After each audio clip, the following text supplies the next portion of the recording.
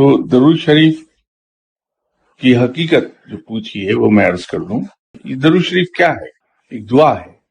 آپ صلی اللہ علیہ وسلم جس مقام پر ہیں انہیں ہماری کسی دعا کی ضرورت نہیں، لیکن جو احسان آپ صلی اللہ علیہ وسلم نے ہم پر کیا ہے کہ ہم تک اللہ کا پیغام پہنچایا، اور نہ صرف پیغام ہم تک پہنچایا بلکہ اس پر عمل کر کے بھی دکھایا تاکہ ہمیں یہ پتہ چل جائے کہ اللہ کے پیغام پر عمل کیسے ہونا ہے.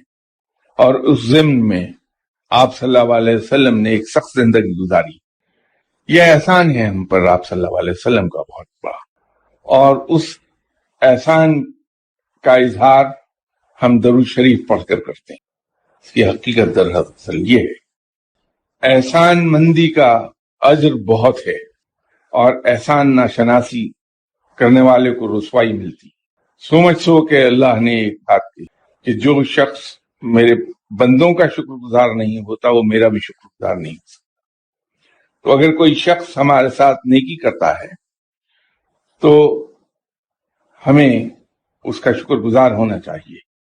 تو آپ صلی اللہ علیہ وسلم نے تو ہم پر بہت بڑی نیکی کی کہ ہمیں نہ صرف اللہ کا پیغام بین ہی اس طرح جیسے اتارا گیا اسے ہم تک پہنچا دیا، بلکہ اس پہ خود عمل کر کے بھی دکھایا، اور راستے میں آنے والی جتنی تکالیف تھیں وہ بھی برداشت کی. تو اس احسان عظیم کی ایکنالجمنٹ ہم اپنی طرف سے درود شریف پڑھ کے کر سکتے ہیں. کہ وہ روایت کہ کوئی دعا قبول نہیں ہوتی جب تک کہ اس کے اول و آخر درود شریف نہ پڑھا جائے. تو اگر دعا کی قبولیت کی شرط یہ ہے کہ درود شریف سے اول و آخر پڑھا جائے تو پھر اس کے ذکر ہونے میں تو کوئی شک نہیں.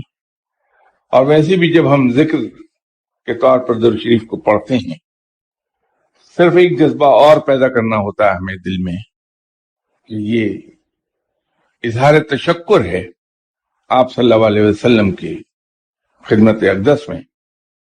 تو اس جذبے کے ساتھ جب ہم درود شریف کو پڑھتے ہیں تو پھر یہ ایسا ذکر ہے جو ہر سوموار اور جمعے کو فرشتے درود شریف پڑھنے والے کے نام سے آپ صلی اللہ علیہ وسلم کی خدمت اقدس میں پیش کرتے ہیں کہ اس شخص نے آپ پر درود شریف بھیجا ہے. تو جب کسی شخص کا ذکر آپ صلی اللہ علیہ وسلم کی محفل میں ہونے لگے تو اس شخص کی تقدیر اور اس کی خوش قسمتی کا اندازہ آپ خود لگا سکتے ہیں. اس درود شریف کے نتیجے میں شفاعت بھی ملتی ہے. ایک روایت کے مطابق درود شریف پڑھنے والے لوگوں کے چہرے روز قیامت بہت روشن ہوں گے. اگر ہم چاہتے ہیں کہ روز محشر ہمارے چہرے روشن ہوں اور آپ صلی اللہ علیہ وسلم کی شفاعت ہمیں حاصل ہو، پھر درود شریف پڑھنا چاہیے.